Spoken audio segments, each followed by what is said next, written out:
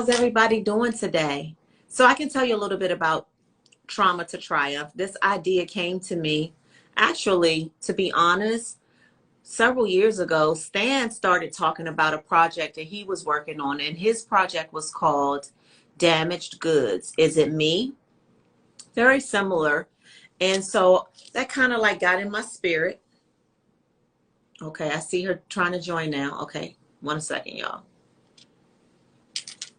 So, Treese, let's see if this works now. I just accepted. There you are. Hello, hello. How are you? Oh, Cutie Pie, how are you? I'm wonderful. Happy Tuesday. Today is T2T Tuesdays. This is our first one.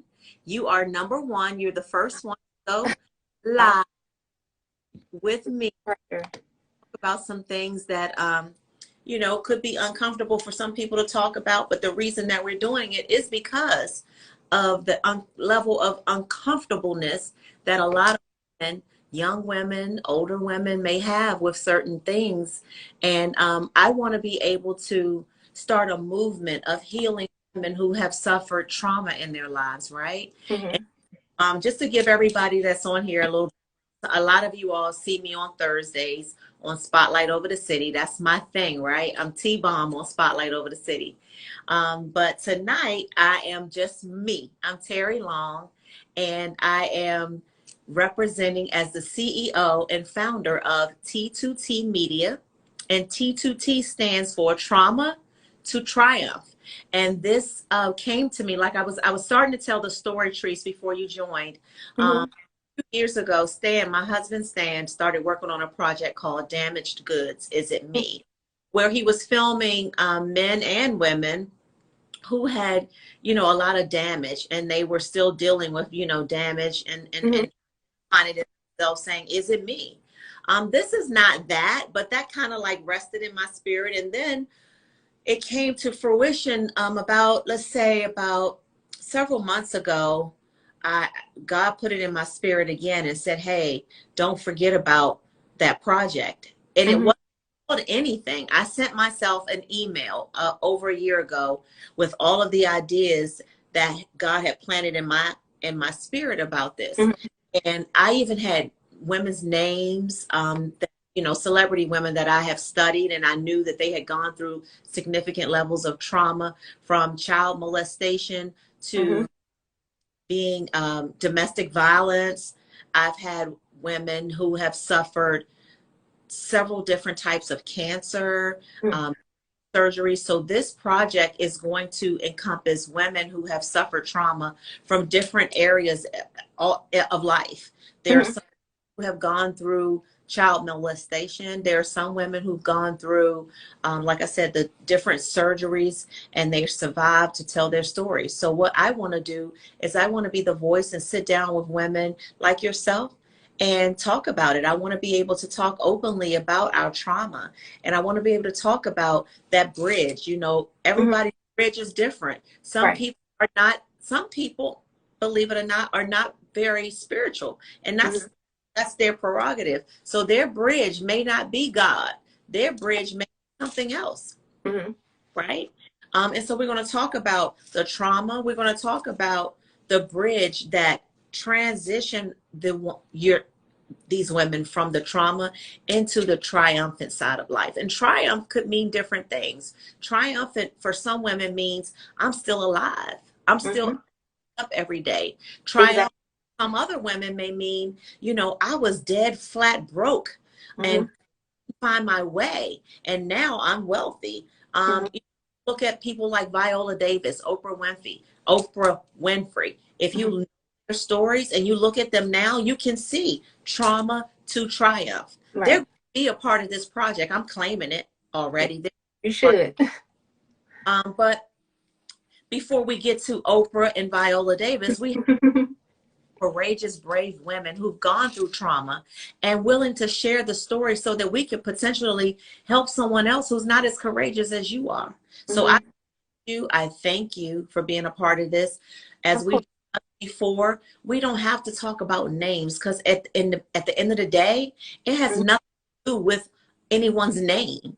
It has nothing to do with your truth, what you endured, and kind of sort of like the end of the story is a and look at me now type of thing, right? Exactly. Yes. So again, I'm Terry Long. I'm 51 years old. I'm a mom of three. I am very candid and open about my life story. Everyone who knows me, they know that I have gone through divorce twice. So divorce level of trauma. I've gone through divorce twice. I'm now married a third time. Mm-hmm. Man. And so there are different pockets of trauma that I've suffered even before divorce that I will start sharing throughout this project. You all will be, some people may be shocked at some of the things throughout the process of this project that I will reveal about the trauma that I endured myself. A lot of these stories are going to be filmed in a television production studio. They're going to be filmed and they're going to be shown on a major network one day. So that's where this project is going. And I just want everybody to know that I'm very grateful for the support. We need more support. We need you all to send us stories of women who have gone through trauma in their lives, but now they want to tell about the triumph. Mm-hmm. And that's what this is all about, starting a movement to heal women who've suffered trauma and who are now willing, courageous enough, and able to tell about the triumph. So we can start with you. The pressure, Miss Terry, the pressure. Introduce yourself. This young lady name is JeTrice, 36-year-old mom of three. Is that right? Yes, ma'am. That's correct. Mom And of three. tell your story. I know your story because obviously I read it and I selected you to be the first that kicked this off. But let's get into a little bit about your story. We won't go as far as back as, like when you were born, but we can start around childhood. Yep. So if I had to pick a time to start, I think it was when I first experienced trauma for the first time. And many people on this live now have probably heard this story before, maybe they haven't, but at the tender age of 12, I was molested by a family member. And for me, I think that kind of triggered me and to kind of expose myself to what trauma was. Like, I didn't know what it was. I had honestly never heard of the word, didn't know where it came from because I was 12, right? And I think that for me, or you haven't heard of the word child molestation? I hadn't heard of the word child molestation or trauma. Okay. I didn't. It wasn't until the situation went to court and my lawyers got involved. My mom, got involved and really explained to me what that was. I didn't know what the word molestation meant. I just didn't know. I thought that there was rape and that was it. I didn't know that the degrees of molestation and rape. I didn't know that there was a distinction between the two. And because this was someone that I knew and loved, I mean, I looked up to this person. It was a family member, and I won't, we talked about it. We're not going to share names on here, but that person was really close to me and should have been the person that really guided me through life and helped me with my relationships moving forward, right? Like, that should have been someone that I could trust and love and go to and confide in. And that confidence and that trust was breached for me at a really young age. So I had a boyfriend in high school. I tried, to date a guy. And unfortunately, I was in a position where I could not really be my most feminine self. Like, I really felt self-conscious. I felt like I couldn't trust him. So what I experienced at the age of 12 followed me up until my high school years. And I didn't. Go ahead. I'm sorry. Real quickly, because so many women, you would be surprised or maybe not be surprised of women that I've talked to personally, I've seen on TV, stories of who have been violated as a child. And child is considered, 12 years old. 12 years old. Yeah. I mean, we look at some 12-year-olds now and we think, they're preteens or whatever, depending how their bodies are developed, but a 12-year-old is a child. Yes. And has an understanding of what that can do to a 12-year-old when you are sexually violated against your own free will, against your own doing. Times at 12, especially like you said, if it's someone that we know, someone that we love, we like, okay. I mean, we go along with it because we don't know what else to do, right? Right. I didn't know I really didn't know what else to do. And it wasn't until I was going to keep the secret. I didn't want to say anything because of who the person was. I didn't want to get this person in trouble. I felt like I still love this person, like, so in this warped way, I still wanted to have a relationship with this person because they were so close to me. So I didn't say anything until it came out that he had done it to somebody else in our family. The police had come to investigate and ask me questions, and I literally broke down in school. I remember the police came into my middle school, Miss Terry, and questioned me about what had happened with another family member, and I just lost it. And it went downhill from there. And my relationship with that person is still not where it needs to be. I still have trust issues. And like I said, it carried on with me until I was in high school. It impacted my ability to successfully have a relationship with a guy when I should have been able to. But I had trust issues. I didn't trust that he wouldn't hurt me. He wouldn't abuse me. And so then I decided, you know what, I can't do this. And I'm going to try dealing with women because that's where I felt my safety net. Like, I felt secure. My mom was there for me. I always felt comfortable with women. And so I said, I'm going to try to live a homosexual lifestyle because then maybe I'll be free. Like, I don't have to worry about, go ahead. I'm sorry. So, okay. So the violation occurred at 12. Mm-hmm. Was violation a one-time violation, or was it something that kept happening until it didn't happen anymore? It continued to happen until it didn't happen anymore. And so in high school, did you date boys? Did you lose your virginity to a boy? No, I didn't. Not in high school. The person wanted to have sex with me, and I couldn't do it. I wanted to. I'll be honest with you, because we're having a candid conversation. Like, at that age, I really wanted to. At that age, I was dumb. Right. I'm like, I really wanted to, but I couldn't. I just couldn't do it because for me, every time I tried, Miss Terry, it took me back to that night when I was 12. It took me back to all the times that I was touched inappropriately. Mm-hmm. And so I couldn't actually enjoy the moment because I constantly took a trip down memory lane. Right, right. Okay, so fast forward, we got through high school, and you tried to date boys, or but it turned you off because of what had happened to you by Mm-hmm. a male, Mm-hmm. and you just couldn't get into them.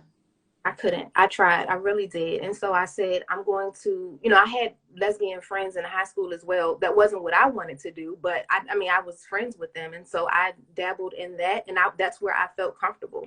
But my mom has always, go ahead. I can't hear you. You felt safe, right? I felt safe. Yeah, that was my safe space, was with women. But I always grew, like, my mom raised me in the church. I was a spiritual person. I knew that lifestyle wasn't one that I should have been living in, but I just couldn't get out of it because I didn't think that I could ever be comfortable sexually or giving myself completely to a man. Right. I didn't think I could. And so subsequently I ended up in this relationship with a woman. We ended up getting legally married. I had my first child out of that relationship through artificial insemination. You had, or she I did? did. Yeah. No, I did. I carried the baby. How old were you, if you don't mind me asking, when you finally decided, I'm going to have a relationship with a woman? How old? Maybe 18, 19. Was my real first relationship, I'd say, with a woman. Do you feel like you were truly in love, or was it something more of like, I love this person, and this person makes me feel safe, and she makes me feel loved? You know what I mean? There's a difference. Oh, no, I felt loved. Yes, so you're right. There's a difference. Like, what was the situation with you?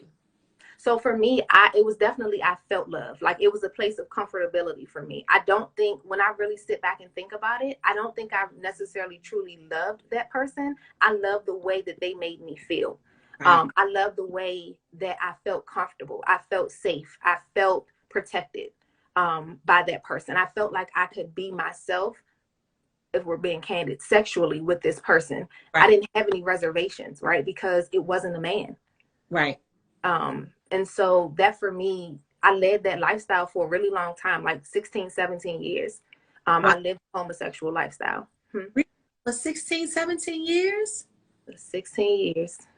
It was a while. It was a while. With that same woman or different women? No, it was the same woman. Okay, same It woman. was the same woman. Yep. The person that I married, we're divorced now, of course, but we got married and I had my daughter. But I always felt convicted, right? Like if I can be honest, I always felt in my spirit, I felt like this is not what I need to be doing. Right. But again, it was my comfortability. At that moment, it didn't matter that I felt like I was sinning because I felt like my comfort was more important than my relationship with God. Like that's how I felt in that At moment. the time. At the time, that's how I felt. But I kept being convicted by it. Like I wasn't able to really give myself to her fully. And we constantly were at odds towards the end of the marriage because I was feeling guilty, right? Like I knew better. Mhm. You know, and so I realized that it was in that moment that I really needed to start my healing process, and I needed to take a trip back down memory lane and really deal with and unpack some of the trauma that I had experienced at 12. Right? Like you can't move forward in life unless you go back and address the trauma wounds that you've experienced, regardless of how old you are. Listen, what you just said right there is a whole word, and people don't understand how important, and that is so important to being able to heal and really move on. People move on like Mm-hmm. surface, but they don't move on internally until they really deal with Yep. what it was that damaged them. So until Exactly. you deal with that trauma, until you deal with it and you accept it almost, and you find a way to leave that where it was, you find a way to say, you know what, that is not something that labels me for the rest of my life. That is Mm-hmm. not who I am. That's not even who I was back then. That's not something that I chose for myself, right? Mm-hmm. So you had to go back and tackle that mentally, I'm assuming, before you could really consider yourself healed and ready for the next phase of your life. Exactly. And it was a lot of work. I mean, to this day, I think I'm still impacted by it, right? Like it's not something that I can just forget. I can't erase it from my brain. I can't pretend that it didn't happen. And because this person is a family member, I really can't erase it. You know, like he's someone that's probably always going to be in my life. And so that makes the complexity of it even harder to deal with. I can't even imagine that aspect of it, because a lot of times, Treese, when people are sexually molested at a young age, like what happened with you, Mm-hmm. the person who did that to them is either passed away, Mm-hmm. moved away, or some way out of their lives, Right. right? Mm-hmm. It's a little, not a little, a lot easier, I imagine, to move on when you don't have to see that person ever again. And Right. you're Yeah. that didn't happen with you, so you have to have an extra layer, Mm-hmm. extra layer of mental toughness, Mm-hmm. Yeah, right? yeah, you're right. You're right. It's and honestly, I didn't realize just how strong I was until strong was my only option. I didn't have a choice because at this point now I had my daughter and I felt like I needed to protect her at all cost. You know, How so I hmm, how did the marriage end, or why? How and why? it ended because we just have honestly we just grew apart and I realized that I wanted what God had for me, right? Like I wanted to live my life following God's word, and that wasn't living a homosexual lifestyle. I honestly wanted the mother and father. I wanted the white picket fence with the little dog that I could carry in my purse, and we could go to the amusement park. Like I really wanted this fairy tale life, um, and I just wanted to be doing what I knew was the right thing to do spiritually. And I've always felt convicted. And I said, you know what, as hard as this is going to be to let go of, because I lived a very comfortable life. You know, we lived in a nice house. I drove a nice car. We had a business. You know, I really hated to break up my family with my daughter. But God just kept speaking to me. And sometimes when God is speaking to you, you can't ignore it, but for so long. You can try, but He's going to get louder and louder and louder until you have no choice but to listen. But And but you also know that he wired you a certain way to have a certain type of thing inside of you mhm, and speaking to you, right? Even throughout your marriage, You loved her, but Hmm. speaking to you saying, this not right. It's not right. It's not, in my gut, like in my shana now, like Willie Mo Jr. said, I felt like it wasn't right. It just wasn't. And so I didn't want to do that to her, right? Like she's a true lesbian. Like that's what she wants to do. And I don't knock her. You know, Right. I honestly and It, truly don't. what was It wasn't for it me. didn't set well in your spirit. Even Exactly. tried it for what you said, like 17 years. Like 16, 17 years. Yep. You really, really, really, really, really tried. I did. I honestly and truly did. I continued to ignore every sign that God gave me. I kept trying to rationalize and justify my actions to marry a woman. But I look, did. I gave up on you though, because you never stopped feeling that weird feeling, like, Hmm. you know what I mean? Right. Yep. Like something just wasn't right. Okay, so you suffered trauma at 12, Treese, Hmm. and got married. You stayed married, had a daughter for about 17 years. Let's just round it up. Let's say 17 Hmm. years. And you go through a divorce, which I'm assuming was also another level of trauma. It's It never, was. even though you know what you Yep. need to do, I Hmm. know that it wasn't just a piece of cake. It wasn't a walk in the park. Like you said, you had a business with this woman. You Hmm. were out with this woman. You had a home. You had a nice car. Yeah. You nice lifestyle. Right. I did. Something that didn't work on the inside. And when something doesn't work on the inside, you got to do something about it, because it will stay there and Hmm. nag at the insides. And I know all about that, not because my story is exactly like yours, because it's not, Hmm. but I know what it feels like to be in something and you get this feeling on the inside that you didn't select well, because you Right. didn't know how to choose you. You chose for you. Yep. And never is going to set well when you do that, when we do that, Hmm. right? I agree. Yes. Did what was hard, right? And you got out of that situation. And Hmm. tell us what happened after that in your life. So after that, I remained single for a while. I really wanted to kind of, like you said, deal with the trauma from the divorce, right? Like I felt like, God, I'm going through something else in my life. Like what else can go wrong, right? Like nothing else can possibly go wrong. But I really wanted to take that time to really work on myself, so that when I did meet, what I thought would be my Prince Charming, my knight in shining armor, that God was going to bless me with, that I was going to come correct, right? Like I was going to come whole and healed. And so I did the work on myself. I started going to counseling. I, just kind of unpacked some of the trauma, the childhood wounds that I had experienced. And I felt like I was ready.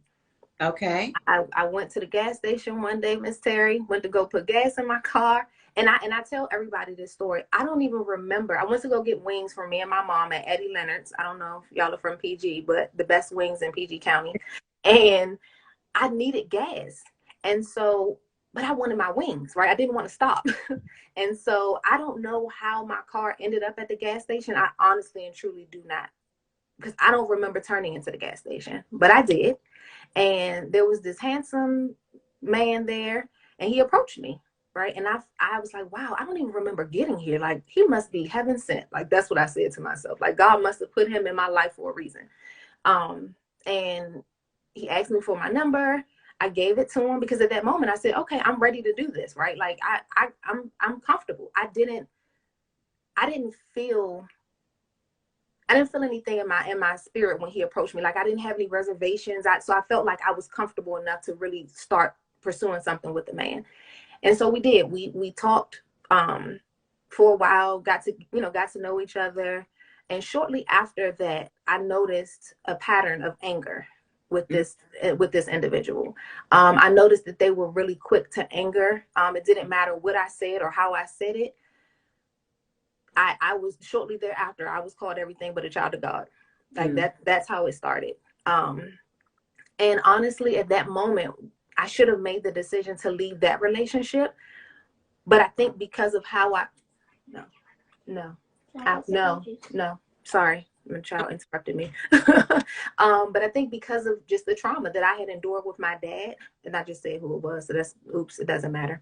But just because of the trauma that I had dealt with my dad, I became like I had a high tolerance, right, for pain. I just continued to accept it, and I was like, you know what? But he loves me. He tells me that he loves me, and so even though he's cursing me out, even though I feel like trash, he's making me feel really low, he loves me. And so I'm going to continue to deal with it. And then I found myself, you know, pregnant. I found myself in a situation where I honestly thought maybe if we had a child that things would be different. I thought that somehow this child, and I know a lot of women think this way, somehow a child is going to fix all the things that are wrong in your relationship. And the reality is it doesn't. It just doesn't. I think that so many people do it. Mm-hmm. You know, a lot of us are guilty of that, Treese, you know, Mm-hmm. thinking I have this baby, it's going to make things, it's going to mend us together. Right. It doesn't work like that. Mm-hmm. It doesn't. It doesn't. So you and this young man didn't get married? No, we did not get married. We were engaged. Did we do what? I'm sorry, Miss Terry. Together? Did we live together? Did you? Yes, so we've lived together. His name was never on the lease where we lived, and so he was that's another issue. It was kind of never any stability for me, right? Like it was constantly I'm in 1 week, I'm maybe gone the next. It wasn't a stable situation. So I can't really truly say that we actually ever lived together. I can't say that. Okay. And so after I had my son, for me, things just progressively started to get worse. It started out with the cursing out, then it was the pushing, then it went into hitting. It's the false accusations. You know, I'm sleeping with everybody, and I mean everybody, woman, man, cat, dog, like that's what it was. And again, I somehow thought that I could love this out of him. Like I thought that my love was powerful enough that it was somehow like one day the light switch would just come on and he would realize just how down I was for him, right? That's what I thought. And it just, your story, that part of your story resonates so much with me in my first marriage. You know, like you can be mistreated, mm-hmm. but there's something that tells you, you know, like, yeah, but if he sees how much I love him, yes, mm-hmm. great I am, and these, you know, this amazing child that Mm-hmm. it's no way he can continue to be like this to me. He's gonna have to. Yeah, and it doesn't. This is where you'll see me get emotional. It just doesn't. The reality is, like, until a person is ready to change, until a person is ready to accept who they are, it's nothing that you are going to be able to do. You're never going to be able to love them enough. It's never going to be enough. And so I continue thinking that it was enough. Like I really did. I thought, you know, so I continued to have sex with him because Miss Terry, when I tell you, I loved this man. Like I did. I really honestly and truly thought that we could make it work. I really did. Do you believe that you were really fully healed, though, Treese, when you got in a relationship with him? Do you feel like you were healed and whole? I do. And I've asked myself that question before, and I honestly and truly, I did at the time. I did at the time think that, but in hindsight, there was still some work that I needed to do. And the reason why I say that is because if I truly loved myself and if I was truly healed, Miss Terry, I would not have stayed in that toxic situation. That's the reality. That's the reality. I think as women, we want to, and not to say that he didn't have any part to play in this, because oh, trust me, he definitely did. But I needed to love myself, right? And I didn't. I continuously blamed myself for being molested at a young age. I blamed myself for the divorce. I really didn't give myself the grace and the forgiveness that I needed to even be in another relationship. Yeah. You know, and so that's why I stayed so long. I dealt with this for 4.5 years. I just recently said, enough is enough. Mm-hmm. I mean, and it's taken me a really long time, but that was it. Like I just reached my breaking point. And so many people will say, well, he did this to you, or he did this to you. Like, why you keep going back? And until you're in a domestic violence situation with somebody that you love and have children with, you will never understand how hard it is to walk away from that situation. I can't tell you that I understand, because I have been blessed in that area where I have never had a man put his hands on me, ever. But I've Mm-hmm. been through some rough stuff. But that part has never happened to me. So I don't know what it is like to be in a situation where you love someone who is putting their hands on you and you don't have the strength Mm-hmm. or that or the self-esteem to Yep. do about it except continue to pray and hope it gets better. Hope it So gets better. for judge who stays, because I can't, I don't know what it's like. I've Mm-hmm. never had a situation, right? But Right. what I say is that, when I was listening to the story, I asked her, I said, do you feel like you were whole when you got into the relationship with him? Because sometimes energies like what he's possessed Mm-hmm. are attracted to weaker energies. You know what I mean? Like attracted Yes. to Uh-huh. Yep. who didn't have the level of self-esteem, the level of confidence, the level of, I know who I am. I know what I deserve. I know what I'm not going to deal with. Like Mm-hmm. some certain energies and spirits can pounce on a woman like you. You know what I Mm-hmm. mean? They Yep. One that's vulnerable and weak. That's the truth. If I was a stronger woman, the very first time that it happened and I stood up for myself and said, we're not doing this. I know what I am. I know my worth. And I refuse to let a man disrespect me. Had I shown up for myself that way and loved myself, I would not. I don't think it would have continued. He would have either had to shape up or ship out. I don't think he would have continued to do it, honestly. But I feel like because I showed this weakness, I'm going to continue to walk all over her. I'm going to continue to put my hands on her because I know that I can. Right. And then, I think it's also people think you don't have a support system. yeah, Like they think, oh, and it's not that at all. I have, thank you. Someone said this happens to strong women too. I needed to hear that. But, yeah, I somehow kept it a secret for so long. Like so many of my friends and family didn't even know what was going on because, again, I loved him so much. I didn't want nobody to see the bad side of him. Right. I didn't want anybody to know what was going on behind closed doors. mm-hmm. So I Yeah, kept it to myself. So to him, he would say, don't nobody love you. Ain't nobody coming for you. And it's like, that's not true. I've just shielded. I've shielded. Hey, nephew, I've shielded you from my family and my friends, yeah, because I do have a support system. I do have a village, but I was really honestly and truly hoping that you were going to show up differently so that my family would love and support you, that they would support our union. And it, right. it, it didn't happen. And so, okay, so now we have trauma at 12 years old, right? The child molestation. And then it turns you into, well, it steered you towards women because that's Mm-hmm. where you, right? And you had a marriage with a woman for about 17 years and one child. Then Mm-hmm. you had a, so now we're on added on another layer of trauma because of the divorce, right? And then a situation with a man finally.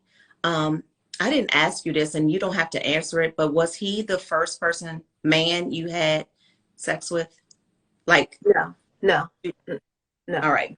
no, So, so it's not. you fell in love with him, and but you noticed right off the break that he had some anger. Mm-hmm. You know what it was, Miss Terry? I myself, if I'm being real transparent, I've had anger issues. I've been bitter, and I think I said this to you when we were emailing. I Mhm. was bitter. I was angry. I just was not a nice person, before because I held on to so much anger from being molested at such a young age. So Yeah, it came out in the wrong way. And I shifted that energy and turned it into something different. And I really wanted to believe that could happen with him too. I didn't want to just give up on him because he was angry. I'm like, he just ain't had nobody like me love him before. That's what I told myself. That's what we listen. That's what we We tell ourselves. of us who have done that, who so many of us who say, you know what? I'm going to be able to love him so good, and I'm going to be so nice, sweet to him, that he's going to love me back like this. He's going to be good to me because of what I'm going to be able to give to him. It does, and then when they don't do that, it crushes us. Mm-hmm. It You does. know, it crushes. But also, I'm praying that you were able to learn some things. That's what I want to get to next. You know, you went through this trauma, and then you added on another layer of trauma. So now we're at 3 layers. We're at the child molestation. We're being in the relationship that you felt convicted with, being with a woman, and you knew that God didn't want that for you. You know what I mean? Like, so you went through that.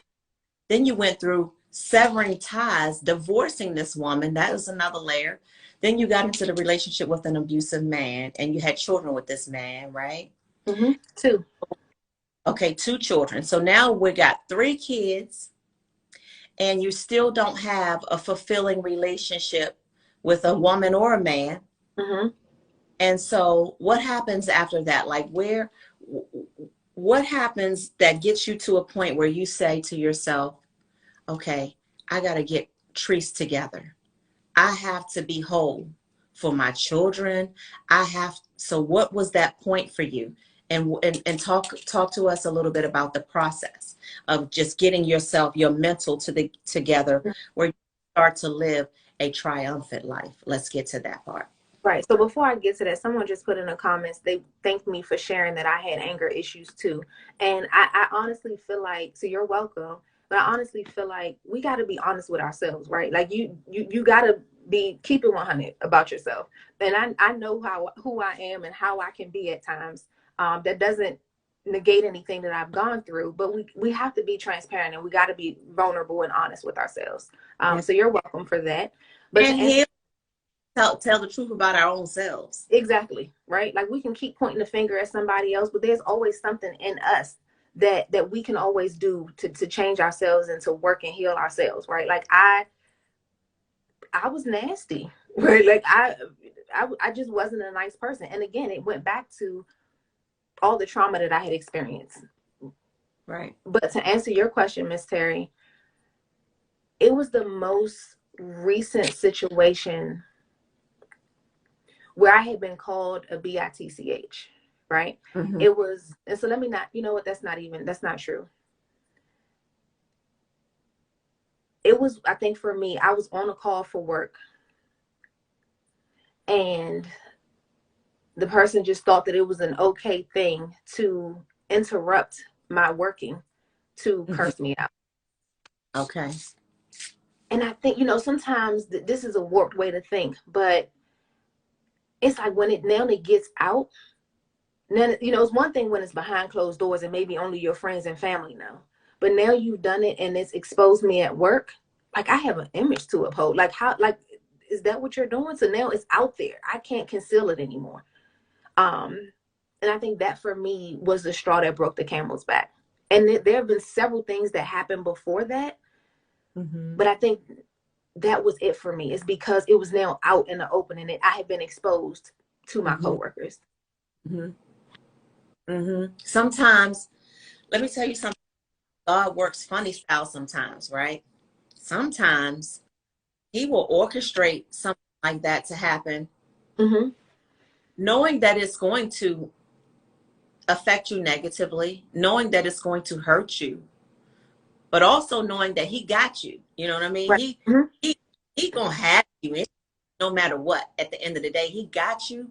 But sometimes he will put us in situations where that's the only way he can get us to do something, to bust, to do it. You know what I mean? And so I'm seeing that with you, and he knew, talking about your God, knew that until he orchestrated or allowed, let me just say that he didn't orchestrate it, but allowed that to happen to you at your job. He knew that was the way that was going to get you to wake up and say, you know what? No more. Yeah, I can't do it anymore. And what else could it have been? It didn't work for him to, so for you to get, cussed out or mistreated, you know, all the other times. That didn't Mhm. work. It didn't work when, someone put their hands on you. That didn't work. So he knew this is going to get her.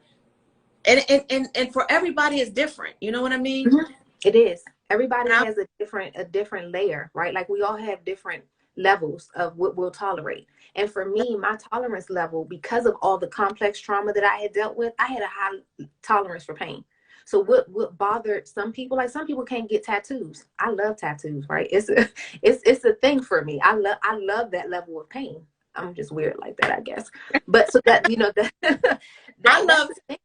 but I don't love that level of pain. You don't see Miss Terry. I love it. It's called ink therapy for me. It is a thing. Oh, But so that's true. I, I people have that level.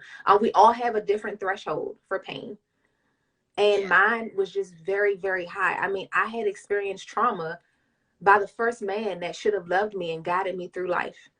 So if I Mm, can deal with that, who is this guy? You know what I mean? Like I can definitely deal with his trauma. right. It So, didn't, it didn't the pouring bleach on me wasn't enough. The kicking me when I'm pregnant wasn't enough. Like those things weren't enough for me. I still loved him and I still was going to fight for my relationship with him. I was going to fight for my family, right? That's what I thought. I didn't grow up in a household with my mom and my dad. And, I wanted that for my children. I honestly did, to my own and detriment, but that's what I want. okay, but that's what we do. Like I said, I can share that, no one has ever put their hands on me. But some of the other stuff, when I get into talking about my story a little bit more, um, I too had a lot of those thoughts. I too would think, you know, I want to keep my family together. Right. I don't want, you know what I mean? Mm-hmm. Do we will accept anything because we want that narrative. Yep. Mm-hmm. And when we don't select well, oftentimes we endure things that God didn't intend for us. Mm-hmm. I Or agree we with go, things come our way that He didn't intend for us. And then we have to think, He didn't pick that for me. I you. did that. Right. I did that. That was a decision that I made. And the Right. reality is when I'm whole, we don't accept fragments or pieces of a person when you're whole. But I was comfortable accepting these pieces that this person was given to me because I myself wasn't whole. So I was okay with it. I'm Right. I'm whole. And so that, excuse my French, that BS that you're giving to me, I don't want it. I don't. I've arrived at a very peaceful place, and I don't ever want to go back to the person that I was having to deal with that level of toxicity. 15 more minutes. How did you arrive at that peaceful place? Did you ever seek any mental health therapy? Did you go to spiritual counseling, or did Mhm. you just go in your prayer room in your own space and you and God worked it out? Like whatever it was, share with us what was that point for you, that turning point to get you on the track to having triumph in your heart and in your spirit. So for me, it was continued counseling. I've been in counseling every week for the last 4 years now, maybe the last 3, 4 years. So that for me, just really being honest with my counselor, being vulnerable with her so she could actually guide me through this. And honestly, the most important piece for me is my relationship with God. Like I really had to get to a place where I'm on my hands and knees, Miss Terry. I mean, I'm crying out to him because I need help. Like I can't do this by myself. And I just Yeah, want peace in that's my what he wants us to come to him boldly, like, I'm coming boldly. Like I did not make a good decision. I defied you and I went against what you wanted me to do. I did not do what I was supposed to. I did not love myself as a child of God. Number one, I just didn't. And so I need his help. I need his guidance in order to get me out of this situation. And that's what's gotten me through. I'm not going to sit here and lie to y'all and say that it has not been tough. It has been, right? Like it's been very tough. Um, it was tough for me when I logged on and realized that there were certain people on this live, right? But you can't stop me from telling my story. You just can't, yeah, because I mean, God is blessed. and and this I'm going to be okay. and yeah, this is a part of healing. You know, we again, this is your truth. You were very, very good with, you know, not attack. You didn't attack anybody personally. Mm-hmm. If it, you attacked yourself. Right, I And did. you know what I mean? Mm-hmm. Um, feel a way about that, honey. You have been courageous. And what I really wanted to get out of you is what we just got out of you just now in that moment when you said you had to just say, God, I can't fix this. I Mm-hmm. can't my life. I can't make me whole. You've tried. You tried to do it on your own. And that's where we go wrong. And Mm-hmm. it took I'm 51 now, and I finally can say that when the turmoil comes, because it does. I mean, I'm in my third marriage, but it doesn't mean that it's perfect. Like Mm-hmm. it's not. But when things come now, because I have had an opportunity to learn, and Mm-hmm. I've had to develop and build a much better relationship with God now, I turn everything over to Over. Him. Tree. Yep, I'm Every, right there with you. my kids, my children, my kids, my husband, my finances. Mm-hmm. The Everything. A lot of people on here that are listening now, they know that I recently kind of sort of lost my job. I mean, it was involuntary because I made a decision for myself that I wouldn't get vaccinated. Mm-hmm. And my job of 9.5 years is now over. My salary, my income is now over. I Mm-hmm. and people are still asking me, well, what are you going to do with I didn't get my direct deposit the last 2 times. And I say, I don't know what I'm going to do about the money. You Mm-hmm. asking the wrong person. I turned Person. all out. I was like, listen here, I don't know what I'm going to do about it. And so Mm-hmm. that's what I'm saying. You have reached the point, the way you got to triumph in your heart is by turning it all over to God. And like I That's right. said, every woman is not going to be the same. So those of you all who are listening, we do this every week with a different woman. And every woman may not have the same bridge. You know, I'm happy to hear that God was your bridge. I'm very happy to hear that. Because I actually believe that without us believing in a higher power, whatever that is. You know, I'm not saying that everybody has the same belief, the same faith, but whatever it is, if you don't have something, it's very, very difficult to get to a point where you can be whole and where you Exactly. can feel, you know what I mean? And Mm-hmm. I'm so proud of you for your courage, for admitting, like, listen, Lord, I can't do this. I can't. I've tried it my way, Miss Terry, and it does not work. And the reality, the definition of insanity is doing the same thing over again and expecting a different result. And Yep. so I had to just let go and let God. And I don't know what the future holds for me, right? I don't know. But how do you I feel don't. now? Hmm? How do you feel when about who you are and where you are and what you've gone through? How do you feel about yourself right now as a woman? As a woman, I feel victorious. That's how I feel. That's I what I feel wanted. victorious. I feel like I've been a survivor. I've been in survivor mode my entire life. You know, I was molested at 12. That's an early age. I'm 36 now with 3 kids of my own. I have constantly been in survivor mode. I don't want to do that. I want to live, right? That's what I want to do. I don't want to Yeah. survive anymore. I don't. So I want to take my victory and I want to move into this next season of my life at peace. And anybody, baby mama, baby daddy, sister, brother, best, who it is, if you are not adding value to my life, if you are depleting me more than you're depositing into my life, there's no space for you. Because I worked too hard to get to the place that I am right now. Right. I fought to get to where I am right now. And I refuse to let anybody take me off my focus. That's just the way that it is. And it doesn't mean that I don't love you. But Trice is showing up for Trice, and Trice is showing up loving herself. And in loving myself means that I'm no longer dealing with mediocrity. I'm no longer dealing with toxicity. I'm no longer dealing with abuse and disrespect. I'm just not doing it. Right. I Right. Right. can't. Right. I'm just like, I am cheering you on, honey. If there were one thing, not just one thing, Mhm. like Oh, and let's just say we have a young woman watching now who is struggling with her identity as far as, like you said, when you were molested at 12, it turned you off from men. It Hmm. turned you, it made you go towards women.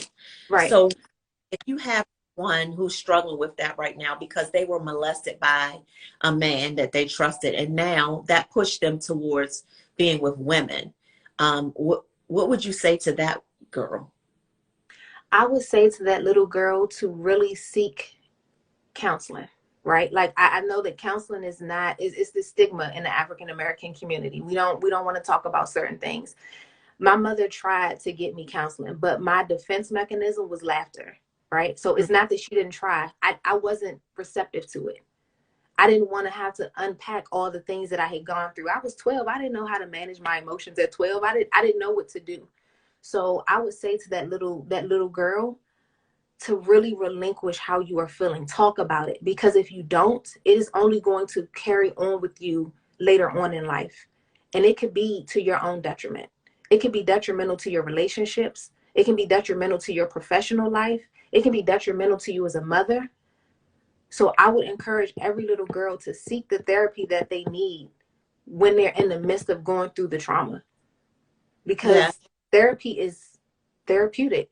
That's what it's there for. It's a safe space for us to really relinquish how we're feeling, to dig deep and pull out those deep emotions that we may not be able to do with our close friends and family. Oh, absolutely. We have a mental health practitioner on this live feed, Dr. Cheryl. Mhm. So she just commented and said counseling works. It It does. um, I commend you for that. I commend you because, like you said, it's a stigma in our community surrounding getting mental health Hmm. treatment. And Yes, exactly. I want people to understand how valuable getting mental health treatment therapy is a relationship with God first and foremost, Hmm. obviously, but being able to actually talk to someone who is trained to identify certain things and your and what you're saying and what you're trying to convey, and Hmm. who is be able to convey back to you some things that will help you process stuff better, Yeah. help you analyze things, help you think, help get this together, Hmm. right? Help Exactly. get what's your insides are here together, but you also need someone who can help get this together, right? Yeah, that is so important. And so before we've got about 7 more minutes. I just wanted to say, if there's anybody on here who wants to ask Teresa a question before we get off, please feel free to do that. If there's anyone on here watching who has gone through child molestation, who has gone through identity crisis, not knowing whether you like men or women because of the molestation that you faced, and you'd like to talk more with Treese, I have her contact information and we can share emails or whatever, just so that we can build a tribe, a community of those of us who need to bounce off of each other and Yeah. talk about and more openly. Let us know about that. If there's a woman on here or a man on here who knows of a woman who suffered trauma, and it doesn't have to be the same trauma that Treese went through. It can be whatever it is, whatever trauma someone went through, and you would like to be a part of this Trauma to Triumph project. It's going to get bigger and bigger. It's going to grow. We're going to change the lives of millions of women. I'm claiming it right now. We're Yes. going to heal millions of women, Black, white, Asian. It doesn't matter. We are strong women. We're stronger Mhm. together, are apart. And this was one of the things that was really, it really meant a lot to me to pull this project together and just get it going, because I feel like what we did tonight, I'm convinced that there has been at least one woman, Treese, just one, maybe more, Mhm. that has been impacted positively from this conversation. We're going to heal people through Mhm. our through stories like yours, right? And so I want to thank you again. I want to commend you again. Um, are you where do you see yourself, Treese, in the next, let's just say, I'm going to give you a year.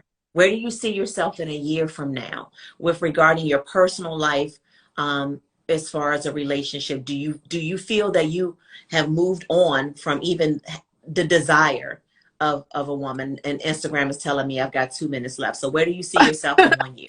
Because I'm definitely over the desire for a woman. I'm okay. I don't knock anybody that does it, but that's just not my story. But I see myself in a year. I don't know if I'll be, you know, in another relationship. I'm not sure. I think for me, the focus right now is on building my brand, Untroubled Mama, and making sure that I create a community and a safe space for mothers just like myself who may have gone through trauma, and just reminding them that you are not what you've gone through, right? Like that doesn't have to be the end of your story. Treese, you are not what you've gone through, girl. I'm You not. are not. Untroubled mama, Miss Terry. So that's where I see myself. I see myself in that big house that I talked about earlier with the dog and a white picket fence and me and my kids. It Claim doesn't it. have, yeah, it don't Claim. have to be. God is gonna give me everything that I need and more. Be obedient. And Yes, yes, be obedient. Yes, will. You have to claim it. You just put it out there in the universe to me and everyone else who's watching.